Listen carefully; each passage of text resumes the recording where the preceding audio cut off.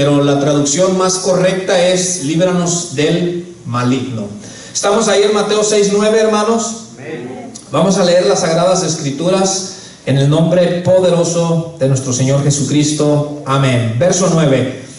Vosotros pues oraréis así: Padre nuestro que estás en los cielos, santificado sea tu nombre. Venga tu reino. Hágase tu voluntad como en el cielo, así también en la tierra. El pan nuestro de cada día, dánoslo hoy. Y perdónanos nuestras deudas, como también nosotros perdonamos a nuestros deudores. Verso 13, y ahí terminamos. Y no nos metas en tentación, mas líbranos del mal. Porque tuyo es el reino y el poder y la gloria por todos los siglos. Amén. Oremos, hermanos. Padre, te damos gracias por tu palabra, por tus consejos. Te damos gracias por esta sabiduría que nos es dada, Señor, a tus hijos, que quedó escrita aquí, Señor, en este libro, en las Sagradas Escrituras, y que abre los ojos de nuestro entendimiento para ya no solamente mirar el mundo físico, el mundo material, sino para recibir entendimiento acerca del mundo espiritual, de cómo trabaja, de cómo opera y de qué cosas debemos de estar apercibidos tu pueblo, tus hijos, tus hijas, Señor. Padre, que toda esta enseñanza cree una conciencia en nosotros acerca de orar para ser librados del mal, Señor. Te lo pedimos, Dios eterno, en el nombre poderoso de Jesús. Tu Santo Espíritu nos hable a nuestras vidas, que por medio de esta predicación tu iglesia, tu pueblo sea edificada, sea tu iglesia amonestada, corregida, pero también sea consolada, Señor, y que recibamos esperanza a través de tu palabra, Señor. La gloria y la honra siempre son para ti, mi Dios. En el nombre de Jesús. Amén y amén. Amén. Tomen su asiento, hermanos, por favor. Dios les bendiga a todos, hermano. Entonces, ya casi vamos finalizando o terminando la oración modelo, la oración del Padre Nuestro. Estuvimos estudiando cada frase, el significado de aquello por lo cual Jesús nos dice que debíamos orar. Y si usted estuvo viniendo o ha estado escuchando estos mensajes, estas predicaciones basada en la oración del Padre Nuestro, vimos que la oración comienza de los cristianos o los hijos de Dios. ¿Cuántos somos hijos de Dios, hermano? Comienza con los hijos de Dios hablando con Dios nuestro Padre, ¿verdad que sí? Y vimos que las peticiones que Jesús nos enseña, por las cuales debemos de orar, dijimos, hermano, que comenzamos orando por los intereses de Dios, ¿verdad? Los intereses del reino de Dios, que su nombre sea santificado, que su reino venga, que se haga su voluntad. Y después estuvimos viendo cómo Jesús nos enseña a pedir por nuestras necesidades, por el alimento, diciéndole: el pan de cada día dánoslo hoy. Jesús nos enseña a pedir diariamente o continuamente perdón por nuestras deudas, porque a veces no hacemos lo que Dios nos manda, o a veces hacemos lo que Dios nos prohíbe, ¿verdad? Entonces Jesús dijo: pidan perdón por sus deudas. Estuvimos ya hablando de perdonar a otros como Dios nos ha perdonado, y hace 8 días hablábamos de la petición: no nos metas en tentación. Como Jesús dijo: oren con anterioridad, antes de que venga la tentación. Jesús dijo: oren, para que cuando la tentación los asedie o se levante contra ustedes, no sucumban. El problema de por qué sucumbimos ante la tentación es porque no oramos, hermano. Esa es la realidad. Un cristiano que en verdad está orando continuamente puede ser tentado de una y de muchas maneras, mas no va a sucumbir. Se lo aseguro, hermano. Porque hay poder en Jesús para sostener a los suyos, hermano. Porque hay poder en Dios, hermano, para librar a los que son de Él, hermano. Pero hoy me voy a enfocar en la frase: mas líbranos del maligno. Es interesante cómo comienza la oración del Padre Nuestro hablando del Dios Padre, pero al final Jesús, después de todas estas peticiones, Jesús es como diciéndonos: pero no vayan a ignorar pedir del adversario de nuestro Dios Padre, que es Satanás, que es el maligno. O sea, Jesús incluye a Satanás, hermano, en la oración. Jesús nos dice que debemos de orar diariamente y continuamente para que Dios nuestro Padre nos proteja y nos libre del maligno y de sus acechanzas, hermano. Amén. Entonces, vamos a hablar de esto. Pase la imagen que sigue, hermano, por favor. Eso es lo que leímos. La que sigue, por favor.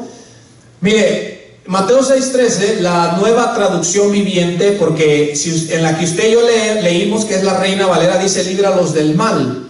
Pero la mejor traducción, hermano, es del maligno. Dice la Nueva Traducción Viviente: no permitas que cedamos ante la tentación, sino rescátanos, ¿de quién? Del maligno. Del maligno, hermano, ¿verdad? Porque sabemos que el maligno es el adversario de Dios.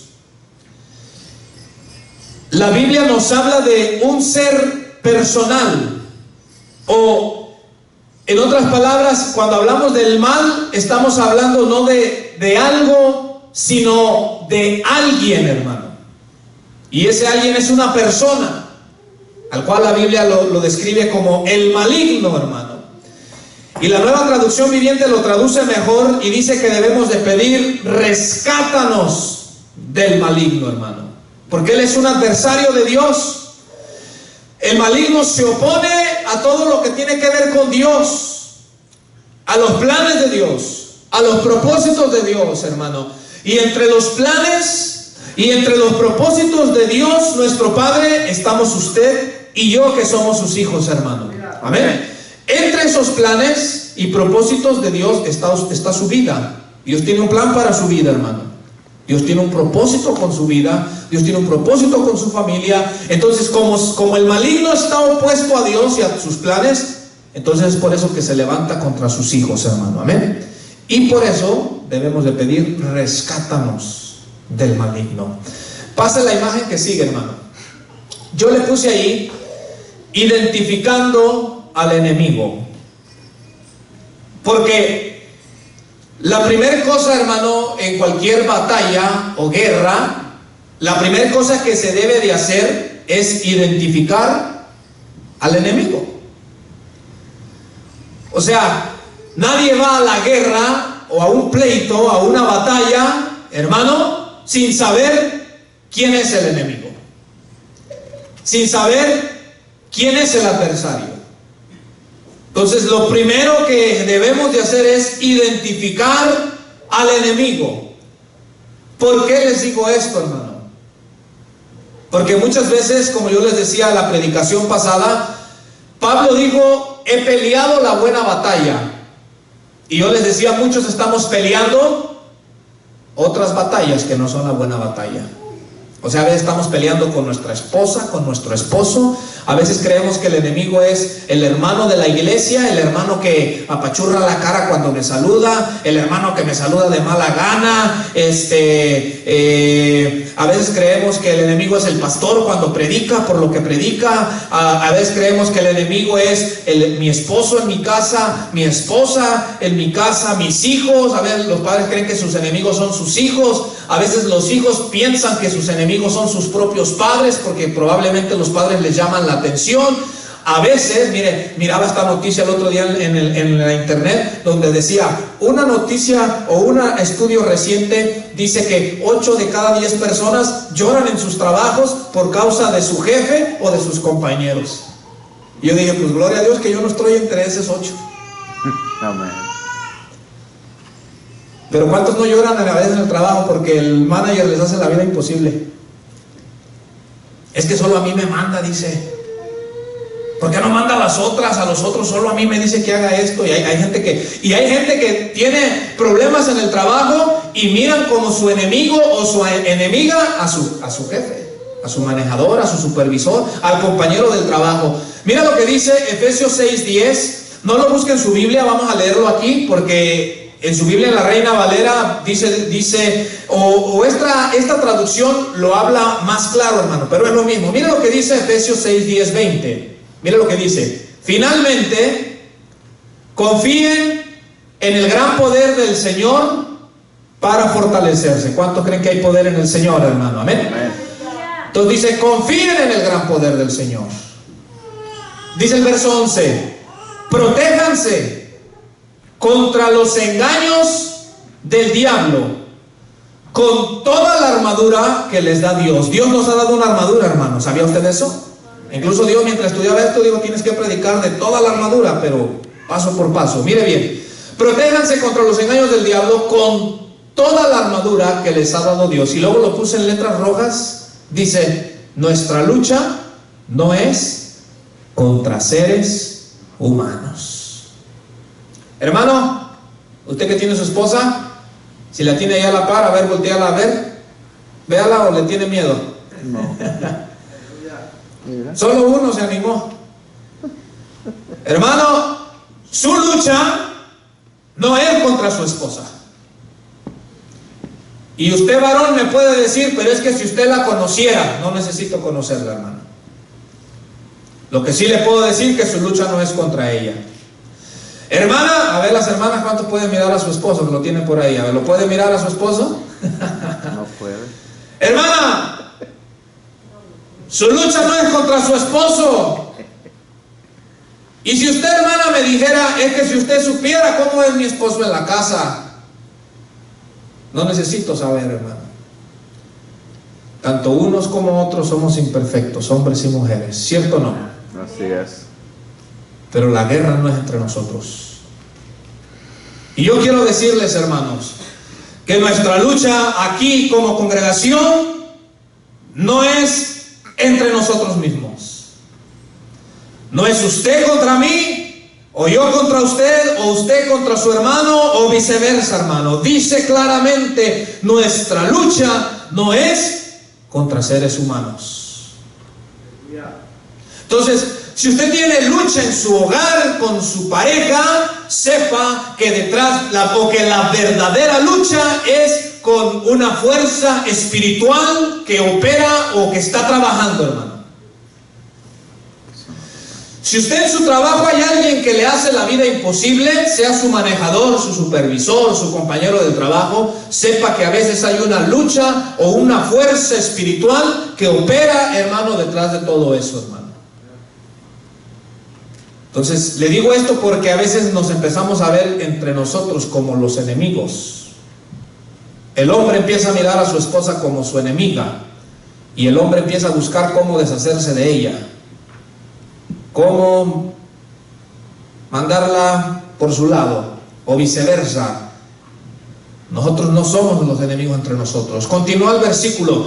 Dice que la lucha no es contra seres humanos, dice, sino contra gobernadores, contra autoridades, contra poderes de este mundo oscuro y contra fuerzas espirituales. Note esto: contra fuerzas espirituales malignas del cielo. La imagen continúa, hermano, pasen por favor. Continúa el pasaje. Lo puse ahí con letras rojas. Por esa razón, dice el versículo, vístanse con toda la armadura de Dios. Por esa razón, debe uno de vestirse con la armadura de Dios, porque la lucha, la guerra, es contra fuerzas espirituales y no contra personas, hermano. Y para ganar una batalla espiritual, me debo de vestir con la armadura espiritual, hermano. Un ejemplo: a veces cuando hay problemas en el matrimonio y uno empieza a mirar de enemigo a su pareja, a su esposo o a su esposa, uno puede usar métodos humanos para poder o querer vencer. El hombre puede decir: como a esta ya no la aguanto y ya no me hace caso y no cambia esta mujer. El hombre puede llegar a pretender, pensar que a base de golpes la va a hacer cambiar, y la puede llegar a golpear a su mujer y la mujer no cambia. Entonces, ¿por qué no cambia? Porque como nuestra lucha no es entre nosotros con personas, sino con fuerzas espirituales, debemos de usar métodos espirituales o armamento espiritual que Dios le ha dado a su pueblo, hermano, que Dios le ha dado a su iglesia. Continúa, dice: así soportarán con firmeza cuando llegue el día del ataque de Satanás, y después de haber luchado mucho todavía podrán resistir. Entonces manténganse firmes, pónganse el cinturón de la verdad y protéjanse con la coraza de la justicia. Prepárense poniéndose el calzado de anunciar las buenas noticias de la paz, pero sobre todo tomen el escudo de la fe, para detener las flechas encendidas del maligno. Utilicen la salvación como casco protector. Tomen la espada del Espíritu, que es la palabra de Dios. Y luego note cómo Pablo incluye la oración a la hora de entrar en guerra contra las fuerzas del mal. Lo puse en letras rojas. Dice: oren y pidan siempre con la ayuda del Espíritu. Manténganse alerta y no dejen de orar por todo el pueblo santo, hermano. Entonces, miren cómo dice: oran y pidan siempre. Estamos en una guerra, hermanos. Así es. Y como estamos en una guerra, el cristiano debe de vivir una vida de oración, orando siempre en el Espíritu. Ya vamos a hablar más para adelante en otro tema qué significa orar en el Espíritu. Pero dice que nos mantengamos alerta y orando por todo el pueblo santo. En otras palabras, escuche bien, hermano, la Biblia nos manda a orar por nosotros mismos. Y luego le dice que ore por los demás hermanos en la fe, hermano. ¿Sabe qué se me venía a mi mente unas semanas atrás? Cuando un cristiano cae en la congregación, hasta cierto punto, todos los demás de la congregación tienen culpa o tenemos culpa. ¿Sabe por qué? Porque a veces decimos: qué hermano tan sinvergüenza, ¿cómo fue a caer en eso? Qué hermana tan sinvergüenza, ¿cómo fue a hacer eso? Pregunta: ¿y cuánto tiempo usted estuvo orando por ese hermano antes de que cayera? Dobló sus rodillas para si era un ministro de alabanza, para si era un predicador, para si era un diácono, para si era un servidor. En verdad, doblábamos nuestras rodillas y le decíamos: Señor, yo te pido por el ministro de alabanza, Señor, no vayas a permitir que él caiga. Señor, por ese hombre o por esa mujer que predica, Señor, no vayas a permitir que caiga, Señor. Señor, por ese diácono, por ese servidor, yo te pido, no permita, Señor, que la tentación lo venza. ¿Orábamos así? Muchas veces no. Esa es la realidad. Entonces la persona cae y habemos algunos que somos los primeros en señalar el dedo. Pero yo digo: ¿y cuánto estábamos orando por esa persona que cayó? Pues Pablo dice: oren siempre por ustedes y oren por todo el pueblo santo. Entonces, identificando el enemigo. El enemigo no es su esposo, su esposa, no es el hermano de la iglesia, no es su vecino. Si usted tiene vecinos si usted tiene vecinos que le están haciendo la vida imposible, ellos no son sus enemigos, hermano. Mire, me recuerdo yo cuando vivíamos en Nashville, Tennessee. Acabábamos de convertirnos al Señor. Estábamos llegando los primeros días a los cultos a la iglesia en Nashville, Tennessee. Vivíamos en un apartamento de 2-3 pisos. Nosotros vivíamos arriba y abajo de nosotros teníamos a unos vecinos hispanos. Usted sabe cómo somos los hispanos, ¿verdad? Los hispanos nos gusta ser rencillosos, ser peleoneros, ser buscapleitos. Bueno, abajo en el apartamento de nosotros vivían unos hispanos. En ese tiempo Danielito, el chinito, no está aquí. El chinito estaba más chico. Usted sabe cómo son los niños. Los niños, ellos corren, ellos brincan, pues son niños. Estaba chiquito el Daniel. Entonces el Daniel corría, el Daniel brincaba, hermano, y pues los vecinos de abajo se enojaron. Se enojaban. Yo me recuerdo que a veces, como en desquite, a las 4 o 5 de la mañana, que el varón que vivía ahí abajo salía a trabajar, su carro lo parqueaba. Santo, si está el chino ahí, si está Daniel. Bueno, el vecino, hermano, parqueaba su carro ahí en el mero apartamento de nosotros, y como a las 4 de la mañana ponía los puros corridos, hermano, y le subía todo volumen a esa hora, como diciendo: a esto los voy a despertar para que se les quite. En una ocasión, la esposa de ese varón fue, hermano, en la noche, hermano, totalmente influenciada por el maligno, ¿verdad? Yo no creo que estaba en sus 5 sentidos. Fue y golpeó la puerta y golpeaba, y ya ve que las puertas tienen un agujerito por donde uno ve. Entonces, con mi hermano Omar, ¿quién es? Pues, ¿quién estará golpeando así la puerta? Nos asomamos, pues era esa mujer. Y traía cara de no muchos amigos. Ya le digo a mi hermano: ¿y qué hacemos? ¿Le abrimos? Le digo: mira, si abrimos, esta viene a tirar golpes. Y pues tampoco le vamos a poner la cara para que nos dé nuestras cachetadas. ¿Qué hacemos? ¿Le abrimos o no le abrimos? Mire, íbamos empezando, hermano, en los caminos del Señor. Y dijimos: vamos a orar. y no le abrimos la puerta. Y nos reunimos ahí en la sala, hicimos una rueda con mi esposa, mi hermano, mi cuñada y mi otra hermana que ya está en México, y nos pusimos a orar y le empezamos a decir: Señor, mira lo que está pasando, Señor. Nosotros, no ha sido nuestra intención molestar a nuestros vecinos, Señor, pero sabemos que el enemigo no está contento porque estamos asistiendo a la iglesia, Señor. Y mira, esta mujer viene violenta, esta mujer viene con el propósito, Señor, de causarnos algún daño, y no queremos que ellos nos causen un daño, tampoco nosotros queremos causarles un daño. Te pedimos, Señor, que tú tomes el control de esta situación. No vayas a permitir que ellos nos lastimen, y no vayas a permitir que nosotros los lastimemos a ellos también, Señor. Haz algo, Dios. Y oramos y no abrimos la puerta. No pasaron, yo creo que ni una semana. De repente por la ventanita y nos asomamos, estaban cargando sus cositas y ya se iban.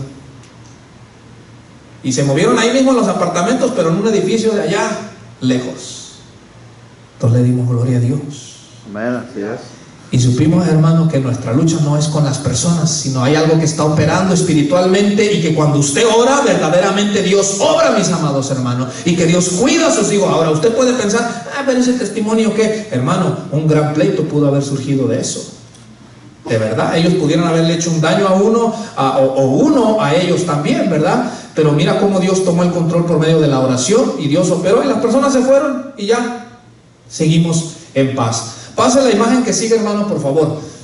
Ok, entonces, como la Biblia nos dice que nuestra lucha no es contra personas de carne y hueso, sino contra Satanás y sus demonios, yo les quiero hablar un poquito así lo que la Biblia habla de Satanás, para que usted tenga una idea de contra quién estamos luchando. Ahora, y si usted, hermano, hermana, si usted no ora, y si después de saber contra quién está luchando usted aún no ora, pues entonces yo no lo sé, hermano, ¿verdad? Mire bien, los nombres que la Biblia da acerca de Satanás. Sus nombres: uno que se halla en Isaías, la Biblia lo llama Lucifer o Lucero, que significa portador de luz, porque Satanás, antes de convertirse en un ángel caído, era un ángel creado por Dios, y su nombre era Lucero, el portador de luz, hermano. Pero también la Biblia lo llama como Baal-Zebub o Beelzebub. Usted se recuerda que cuando Jesús echaba fuera demonios, le dijeron: este echa demonios por Beelzebub, el príncipe de los demonios, ¿verdad? Que Beelzebub, hermano, era un dios de la antigüedad llamado, o la palabra Beelzebub significa el señor de las moscas. No tengo tiempo para explicar de eso, solamente se lo estoy dando.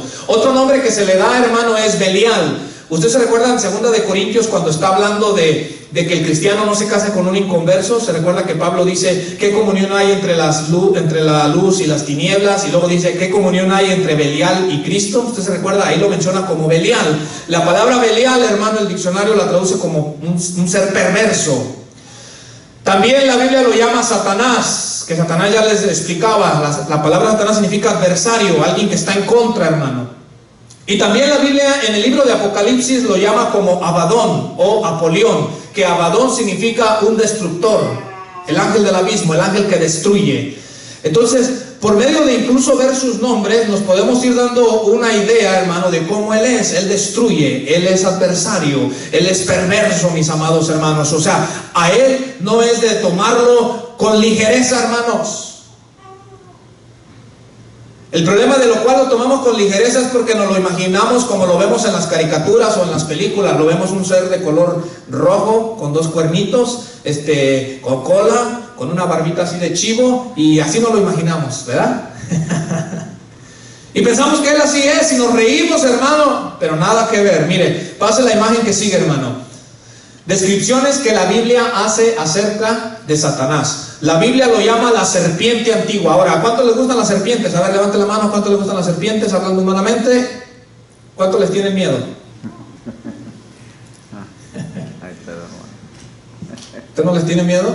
Viera cuántas salían ahí cuando trabajé en el fil, en el asadón. Le dábamos así el asadonazo al zacate, y cuando brincaba el zacate para los pies, brincaban también las víboras esas, hermano. Ahora, la Biblia lo llama a Satanás serpiente. No me malentienda, no significa que Satanás es una serpiente, sino que hay ciertas cualidades en la serpiente que hay en Satanás. Las serpientes son astutas. Algo que caracteriza a ese animal es que son astutas, son escurridizas. Las serpientes son de sangre fría, son venenosas, causan mucho daño, causan mucho mal. Pero también la Biblia lo describe como león rugiente. Dice allá en Pedro, hermano, que velemos y oremos porque el diablo anda como un león rugiente. ¿Cuántos se atreverían, hermano, a entrar en una jaula con un león rugiente y hambriento? ¿Cuántos nos atreveríamos, hermano? No lo haríamos, ni locos. Pero también la Biblia en Apocalipsis lo llama como el dragón. Yo quiero que vayas viendo las descripciones que la Biblia te hace para que tengamos una idea del personaje contra el cual estamos haciendo una guerra. Imagínese que usted entra a un cuarto y lo ponen ahí y allá hay una serpiente o un león o un dragón.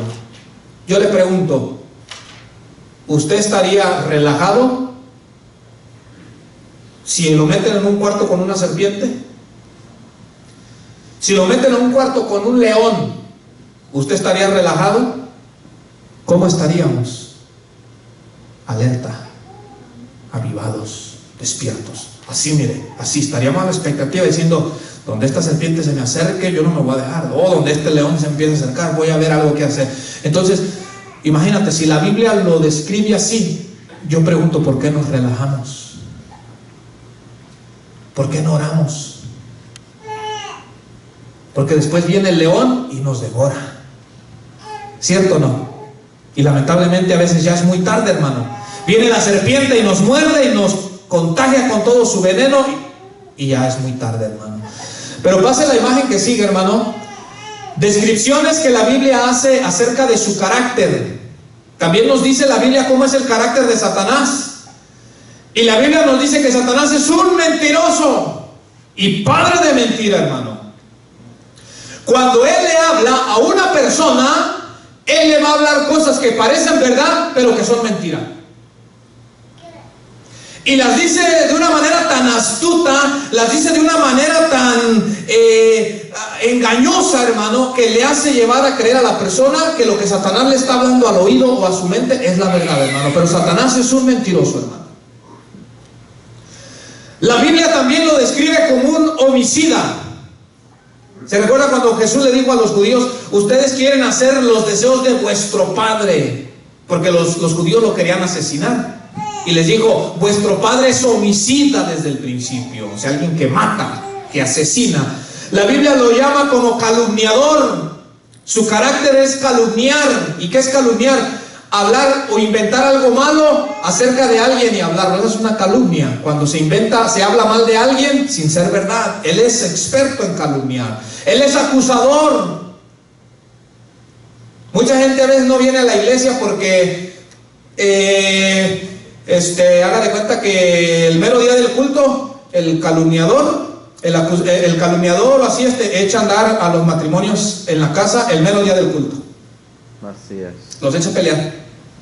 Peleense, le empieza aquí a hablar al oído al hombre o a la mujer. Peleense, échense en su pleito. Y empieza el hombre, y empieza la mujer. No, pero es que tú. Y el hombre, no, pero es que fuiste tú. Pero es que yo te dije que los frijoles salados así no me gustan. Y que a mí me gustan fritos. Y que a mí me gustan de la olla. Y cosillas así.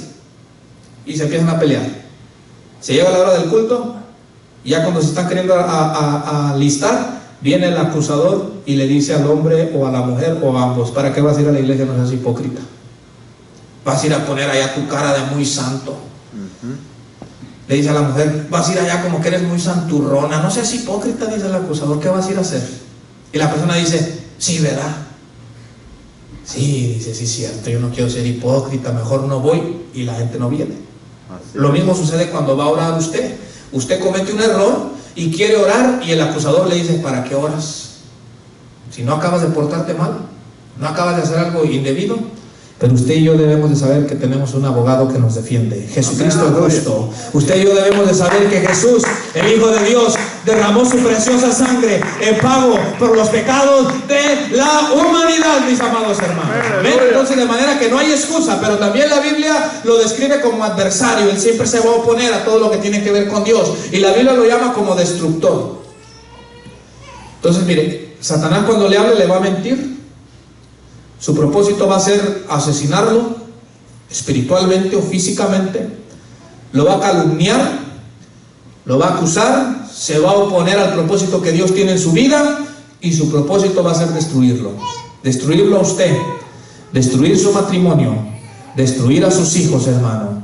Ahora, yo no sé usted, pero al saber que mi enemigo, la Biblia lo describe así, yo no sé usted, hermano, pero para mí no lo debo de tomar con ligereza.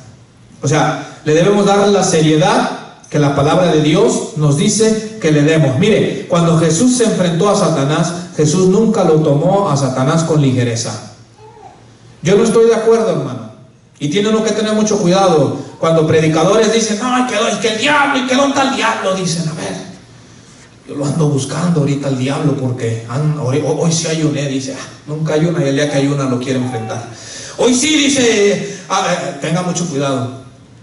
Yo he oído otros que dicen, no, yo aquí lo tengo y lo pisoteo y ¿dónde está? Tenga mucho cuidado. Porque el día de hoy usted se puede sentir espiritualmente bien. Y usted puede decir que lo zapatea y que lo tiene abajo de la planta de su pie y que esto y lo otro. Pero el enemigo dice, ok, pero nos vemos a la vuelta. Pero nos vemos de aquí a una semana. Pero nos vemos de aquí a un mes. A ver si sigues buscando todavía de Dios. Y el problema es que cuando no nos mantenemos ahí, viene el enemigo y nos hace pedazos. Sí es. Dice la palabra de Dios en la carta de Judas, hermano, que cuando el arcángel Miguel estaba contendiendo contra Satanás por el cuerpo de Moisés, que no sabemos por qué Satanás quería el cuerpo de Moisés, pero lo quería, se lo quería dejar con algún, obviamente, propósito perverso, maligno. Pero dice que cuando Dios envió al arcángel Miguel, que es el que está liderando los ejércitos de Dios, dice que el arcángel Miguel no se atrevió a proferir de él mismo una palabra de juicio sobre Satanás, sino que dijo que el Señor te reprenda. Mira, Miguel tenía autoridad, pero él no dijo, Satanás, yo soy Miguel, el arcángel. No, él invocó el nombre del Señor, hermano. Entonces le dio la seriedad de vida y nosotros le debemos dar la seriedad. Hermano, nunca tomemos como juego al adversario. Pero por otro lado, no nos vayamos al otro extremo de culparlo a él de todo.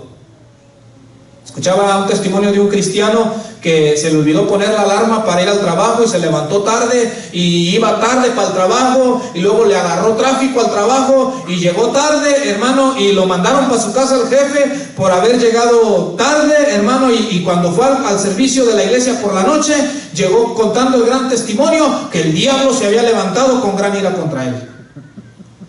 Y yo digo, no fue el diablo, no puso la alarma. Santo Dios. ¿Sí o no? Así es. No puso la alarma. Yo por eso pongo 3 alarmas.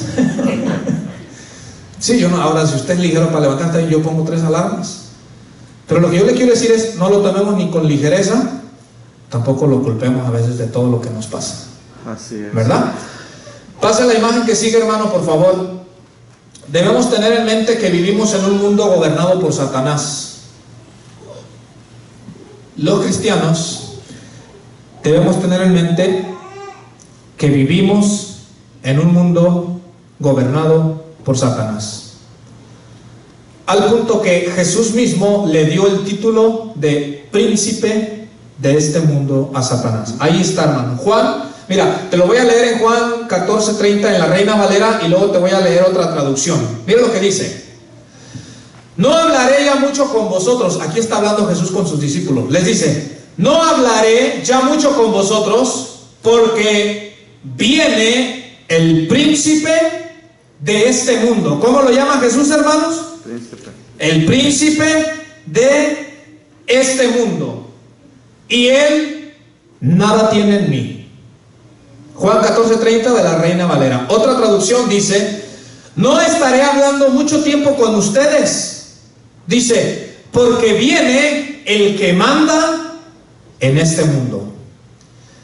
Él no tiene ningún poder sobre mí, dice Jesús. Por eso es lo importante, la importancia de estar en Cristo, porque el príncipe de este mundo no tiene ningún poder sobre Cristo, hermano. Y el que está en Cristo, entonces no se somete al poder de Satanás, hermano. Jesús dice, Él viene y Él manda en este mundo. Él tiene poder para gobernar, Él controla este mundo, pero Jesús dice, pero sobre mí Él no tiene ningún poder. Porque nuestro Cristo es glorioso, porque nuestro Cristo es victorioso, mi amado hermano. Y dice Jesús, contra mí no tiene Él ningún poder. Pero la realidad es que Jesús lo llama el príncipe de este mundo, el que manda en este mundo. Esto significa que Él controla este mundo y lo manipula. Ahora, ¿cómo lo vemos? Satanás manipula este mundo, por ejemplo, manipulando la educación. ¿Te fijas lo que se está haciendo en todos los países, incluyendo, o lo que se quiere hacer en todos los países, incluyendo en esto en el que vivimos, en la educación?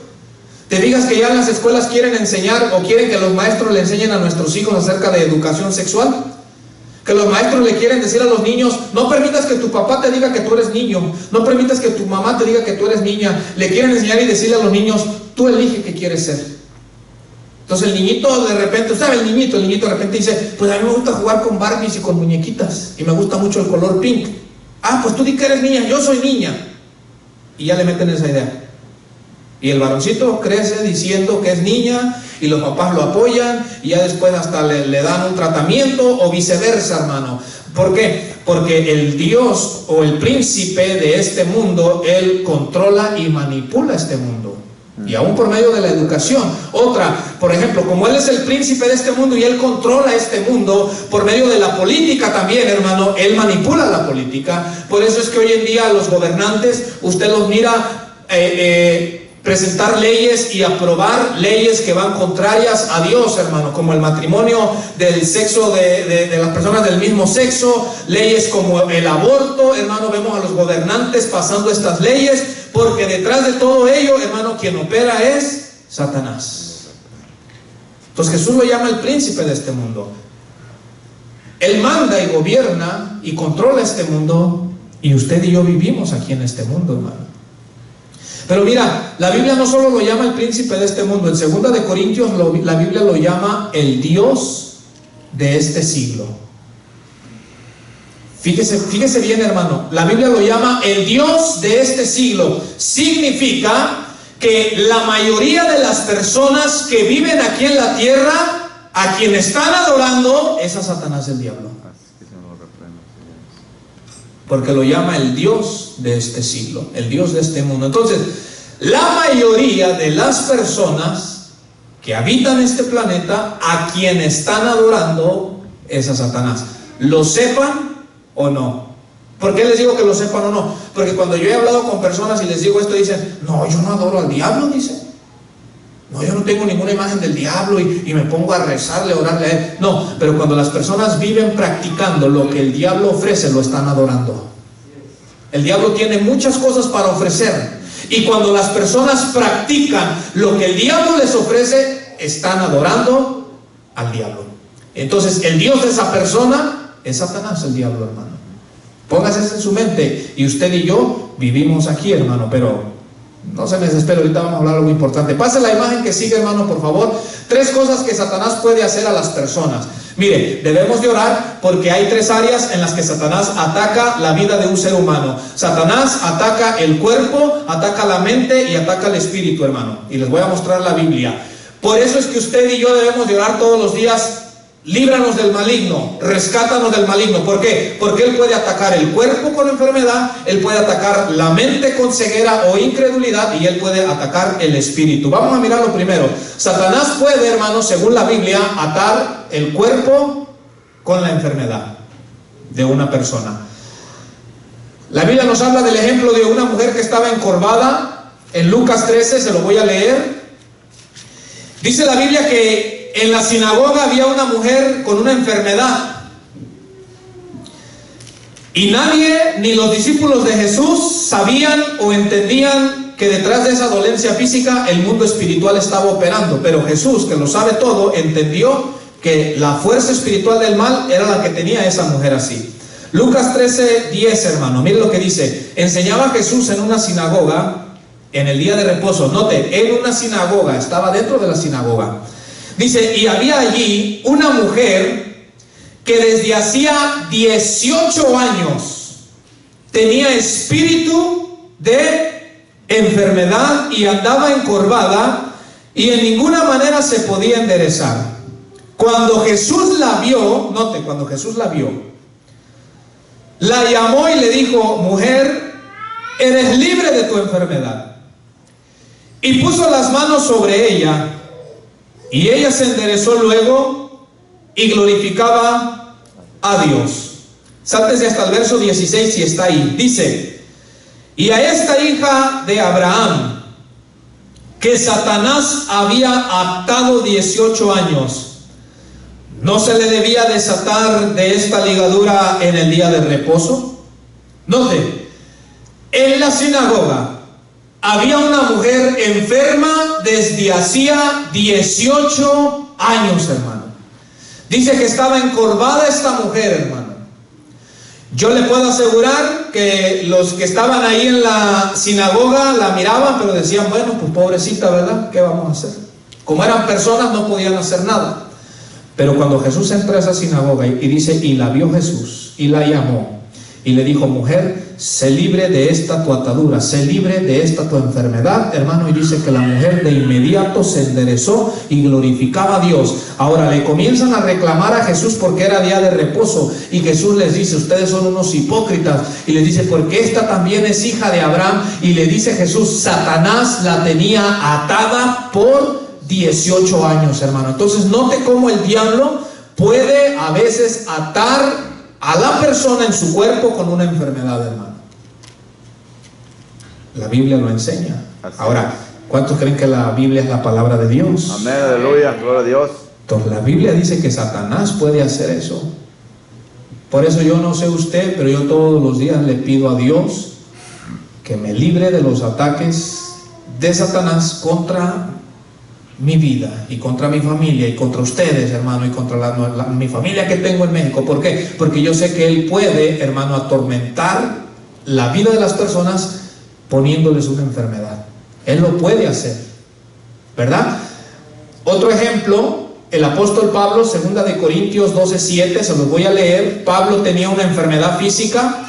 Y él dice que él sabía que esa enfermedad física era porque un mal espíritu era el que lo atormentaba con esa dolencia. Se los voy a leer, 2 de Corintios 12:7, dice así: y para que la grandeza de las revelaciones no me exaltase desmedidamente, me fue dado un aguijón en mi carne.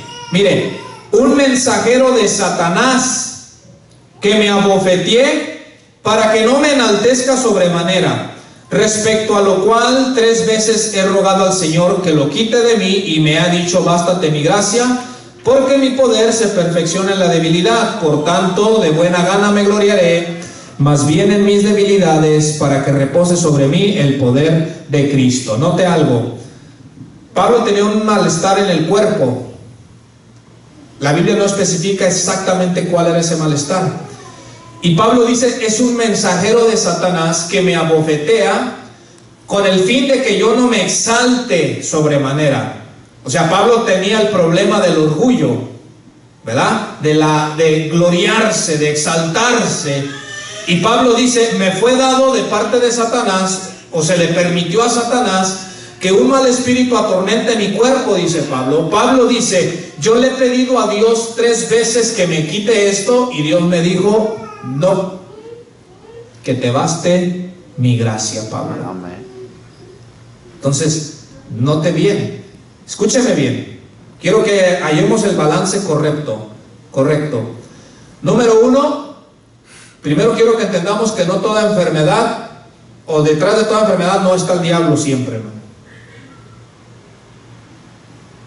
Un ejemplo, se viene el invierno, cae nieve, está a 5 grados, y yo salgo sin camisa afuera y salgo sin zapatos, ¿qué me va a pasar? Me va a dar gripa. Entonces, si yo vengo y le digo, hermano, traigo una gripa porque el día que cayó nieve y que estaba como a 5 grados, salí sin camisa y con los pies descalzos, salí, hermano, pues traigo gripa, no me va a venir a decir que voy a orar por mí por liberación. Me va a decir que sea más abusado. Me va a decir, hermano, para la próxima sálgase con unas pantuflitas aunque sea, póngase su camisita, póngase un suéter, hermano, está muy frío allá afuera, hermano. Ahora, ¿por qué le digo esto? Porque hay una idea a veces en algunas iglesias, o en algunos cristianos o algunas cristianas, que cualquier enfermedad siempre está el diablo detrás de ella y hay que liberar a esa persona. No, hallemos un balance, hermano. Pero por otro lado también, hermano, debemos de entender que a veces, aunque sí esté Satanás afligiendo un cuerpo con enfermedad, debemos de entender que debemos de orar, pero que no siempre Dios va a contestar esa oración. No siempre, hermano. Aquí está un ejemplo de Pablo. Pablo dice, yo ya oré, yo ya pedí a Dios, 3 veces le he pedido y Dios me dijo no. Porque Pablo entendió que si Dios le quitaba ese mal, Pablo se iba a ensoberbecer y iba a pecar contra Dios. Entonces Pablo dice, ahora entiendo que por medio de esta enfermedad yo soy humilde. La enfermedad me mantiene humilde, me mantiene humillado delante del Señor. Pero Pablo dijo algo, pero lo que sé es que en mi enfermedad el Señor me ha sostenido y no me ha abandonado. En otras palabras, Pablo dice, aunque esté enfermo con alguna dolencia, pero sé que el Señor está conmigo. Y usted es bienaventurado, hermano, si algo le duele a usted, pero usted entiende que a pesar de ello, el Señor está con usted, hermano. Amén. Gloria a Dios. ¿Por qué le digo? Porque usted puede decir, yo creo que el Señor no está conmigo, porque es que ando una dolencia, dice. Y como me duele aquí, me duele acá, me duele aquí, yo creo que Dios no está conmigo. No. Usted puede tener una dolencia y aún así el Señor está con usted. Pero la Biblia nos dice en Marcos 3:14 que el Señor le dio autoridad a sus discípulos para sanar enfermedades, hermano. ¿Cuántos dicen amén, hermano? Amén, aleluya. Ahora, siempre que vayamos a predicar a los incrédulos, usted debe de pedirle al Señor que lo respalde, porque probablemente a esas familias que le va a ir a predicar va a haber algún enfermo. Así es. Y el Señor, por un lado, quiere que llevemos la palabra de Dios, pero el Señor también quiere que oremos por estas personas enfermas, hermano. Porque Amén. Dios tiene el poder para hacer algo en las personas que están enfermas, hermano. Amén. Póngase eso en su mente. Entonces, Él puede atar el cuerpo de la persona con enfermedad. Pase la imagen que sigue, hermano. Satanás puede cegar la mente de las personas. 2 de Corintios 4:4, hermano. Mire, Satanás ataca el cuerpo y ciega la mente de las personas, ciega su entendimiento. Por eso cuando usted les predica, la persona no entiende. Por muy clara que esté la Biblia y usted le dice, mira, pero es que aquí dice, la persona sigue sin entender. ¿Por qué? Porque Satanás ha cegado su mente de esas personas. Mire lo que dice 2 de Corintios 4:4. Ahí está, o si lo quiere buscar en su Biblia.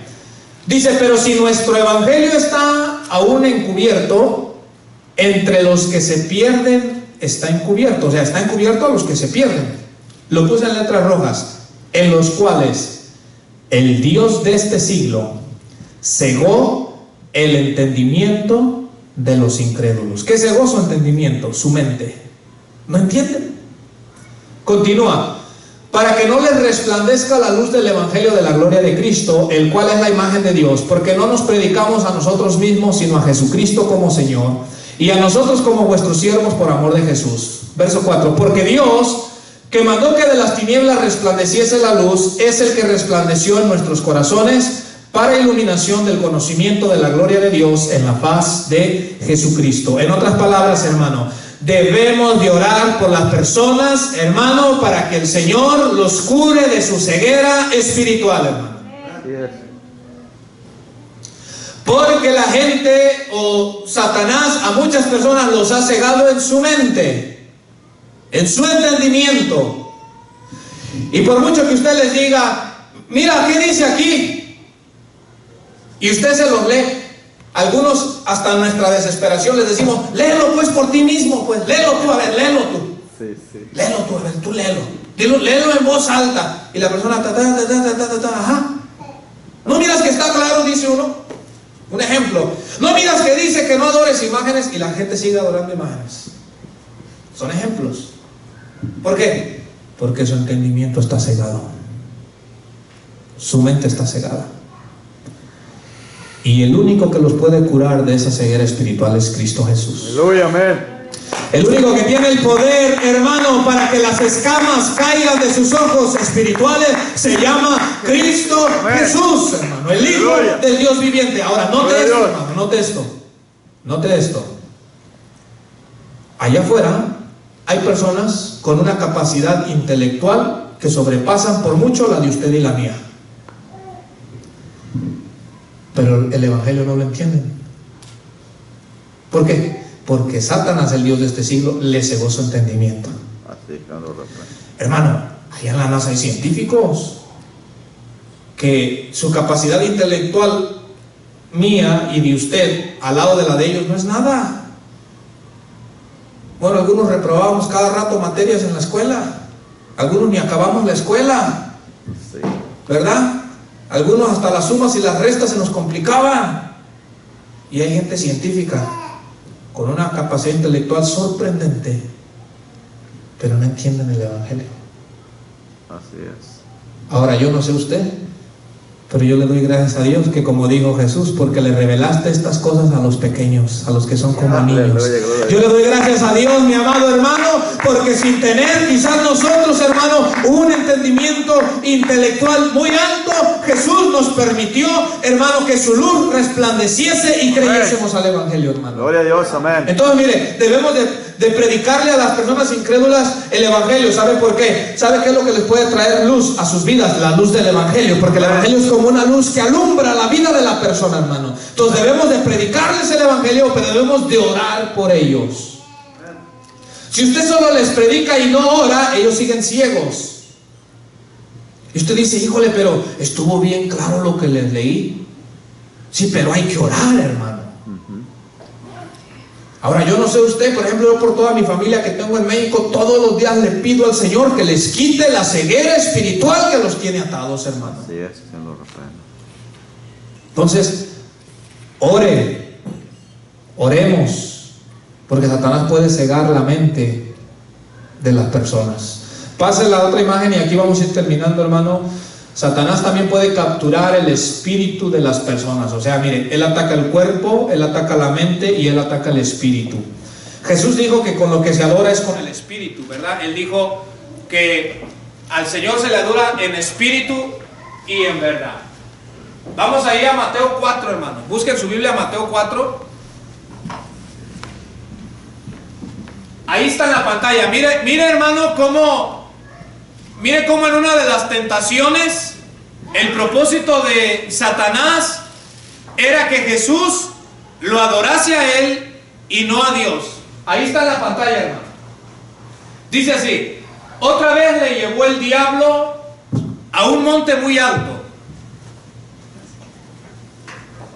Gracias. Aleluya. Dice, otra vez le llevó el diablo a un monte muy alto y le mostró todos los reinos del mundo y la gloria de ellos, y le dijo, mire lo que Satanás le dice a Jesús: todo esto te daré si postrado me adorares, hermano.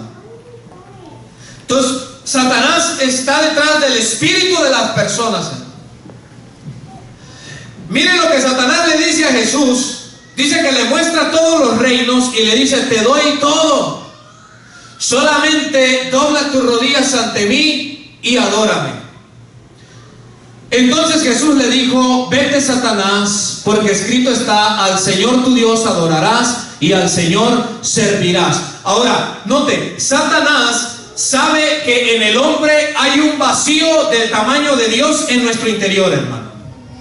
Él sabe que en nosotros, en el ser humano, hay un vacío. Hay un vacío que Dios dejó ahí para que las personas lo buscásemos un día y Él pudiera llenar ese vacío. Entonces, como Satanás sabe que hay un vacío en nosotros, Satanás le ofrece muchas cosas a las personas para llenar ese vacío. Una de esas cosas que Satanás le ofrece a las personas es la religión.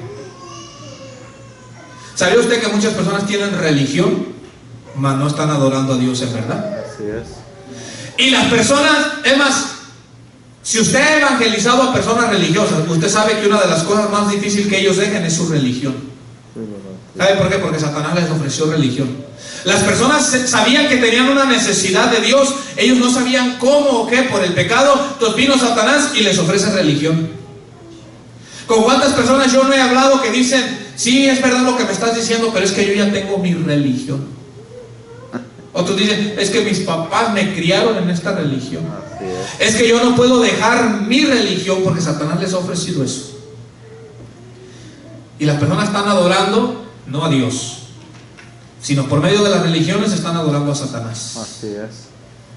Porque la única manera, hermano, de poder adorar a Dios y ir con Dios y ir con el Padre es por medio de Jesucristo y no por medio de religiones, mis amados hermanos. Por eso lo habló Jesús de Nazaret, hermano. Entonces, note bien, Satanás ofrece religión para llenar el vacío. A otros les ofrece placer. A otros les ofrece riquezas. A otros les ofrece fama. A otros les ofrece poder. Para tratar de llenar el vacío que están ahí. Entonces muchas personas, les digo algo, muchas personas no necesitan adorar una imagen. Muchas personas tienen a sus dioses, por ejemplo el dios dinero, el dios trabajo, Y Jesús dijo, no podemos servir a dos señores, ¿verdad? No podemos servir a las riquezas y a Dios al mismo tiempo. Para muchos, el Dios de muchos es el dinero, es el trabajo. Porque es lo que, mire hermano, se lo pongo así de fácil. Todo lo que ocupa el primer lugar en su vida, ese es su Dios. Pregunta, ¿quién o qué ocupa el primer lugar en nuestra vida? Si es el trabajo, entonces el trabajo es su Dios. Si es algún placer, si es algún pecado, ese es su Dios. Sea fama o sea poder. Ahora, entonces recuerdes, hermano, debemos de orar a Dios porque Satanás puede afectar el cuerpo, la mente o el espíritu. Y debemos de orar a Dios primero por nosotros, para que Dios nos guarde de que el enemigo afecte nuestra salud física, nuestra mente con incredulidad o nuestro espíritu, llevándonos a adorar otra cosa que no sea Dios. Ahora, pero no se me vaya a ir espantado ni desanimado. Termino con este verso, paz hermano, porque los que somos de Dios, Dios cuida de nosotros. Los que somos de Dios somos guardados por Él. Amén. En otras palabras, no hay por qué tenerle miedo, hermano. Le digo algo, muchos le tienen más miedo a Satanás que a Dios.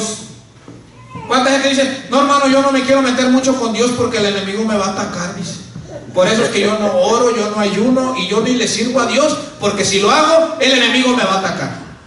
Mira lo que dice 1 de Juan 5:18. Los que somos de Dios, Dios nos cuida, hermanos. Dice, sabemos que todo aquel que ha nacido de Dios no practica el pecado. Mira, lo puse con letras rojas. Pues aquel que fue engendrado por Dios le guarda, y el maligno no le toca, hermano. Hermano, para que el maligno se pueda levantar contra usted, primero tiene que pedirle permiso a nuestro Dios y Padre, hermanos. Él no puede levantarse contra nosotros solo porque a Él le da la gana. Hay un Dios que es nuestro Padre, que somos de Él, mi amado hermano. Y si Dios le dice, a este no me lo toques, el enemigo no lo puede tocar. Amén, gloria a Dios, así es. Eso te debe de dar confianza, nos debe de dar confianza a usted y a mí. Dice, sabemos que somos de Dios. ¿Cuántos son de Dios, hermano? Amén. Aleluya. Sabemos que somos de Dios. Y luego dice, y el mundo entero está bajo el maligno. Note la diferencia. Estamos los que somos de Dios y los que están bajo el maligno. El que es de Dios no está bajo el maligno, hermano. Pero sabemos que el Hijo de Dios ha venido y nos ha dado entendimiento para conocer al que es verdadero. Y estamos en el verdadero, en su Hijo Jesucristo. Este es el verdadero Dios y la vida eterna. Hermano, estamos en el verdadero, en Cristo Jesús, hermano, el Hijo de Dios, mi amado hermano. Entonces, pongas estas verdades en su mente y en su corazón, hermano, que el que es de Dios, Dios le guarda y el maligno no le toca. Yo tengo la confianza. Amén, así es. Yo sé que yo tengo en mi mente, hermano, cada día que hablo con Dios, yo tengo en mi mente que si por el diablo fuera, Él ya me hubiera destruido. Claro. A mí, mi matrimonio, a mis hijos. Si por Él fuera. Pero yo vivo confiado, yo digo, Señor, pero mayor es el que está conmigo, en mí, que el que está en el mundo. Y aún yo sé que si mi padre le permitiera, si nuestro padre le permitiera al enemigo atacarnos, yo sé que hay un propósito bueno detrás de ello, hermano. Así es. Aún yo sé que hay un propósito bueno detrás de ello. Pero esto nos debe de dar confianza, pero a la misma vez no hay que dejar de orar. Pónganse de pie, mis amados hermanos, pónganse de pie. Entonces recuérdese, Él puede atacar estas áreas, pero no estamos solos, iglesia. Amén. Nuestro Dios y Padre está con nosotros. Pero por favor no deje de orar por usted. Varón, no deje de orar por su esposa. Mujer, no deje de orar por su esposo. No deje de orar por sus hijos, hermano. Oremos. Amén. Cierra tus ojos, hermano, ahí desde tu lugar. Y vamos a